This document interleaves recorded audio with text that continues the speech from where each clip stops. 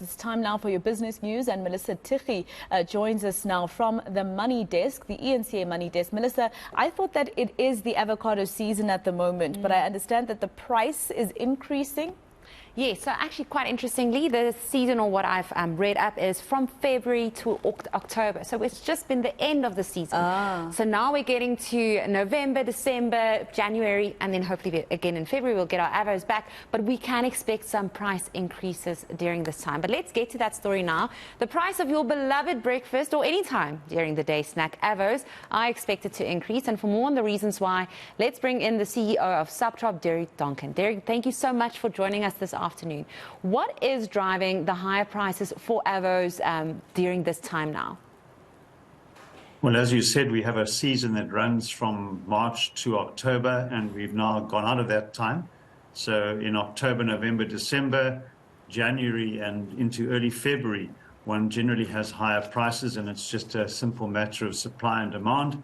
And fortunately for avocado growers, there's a huge demand for the product, and that's why you're seeing a rise in price right now. So how popular is avocados in South Africa? I know for me and Masejo, it's personally our favorite. But what type of price projections or price increase projections can we expect over the festive season now? It's quite difficult to say by what percentage they will rise, but what I can tell you is that we've got more and more production in South Africa, which is coming in this off-season. So in the high-lying areas around Zanin, you can see the picture behind me is mountains, and there are avocados grown up there, and they can pick them in November, also in December, and sometimes into early January, and also parts of KwaZulu-Natal, and then the Western and Eastern Cape as well. There are plantings of avocados there.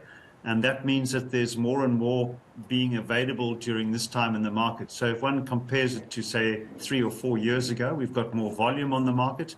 And this means that generally the price increase in December and January won't be as steep as it was in the past, because there is more product around. Well, that's quite good news. But another issue is always, when you buy your avocados, how can consumers ensure that they are buying avos that could have been stolen, especially those that you buy next to the road instead of going to your local grocery store? Yeah, so avocado theft obviously is a big concern for farmers, and it's a reality that fruit does get stolen out of the orchards because it's easy to steal. And when you buy at the side of the road, that might be stolen or it might not be stolen. So you ask me, how can we tell what is stolen and what's not? Very difficult, but I can give you some guidelines as to where it's more likely that you would buy stuff that has not been stolen.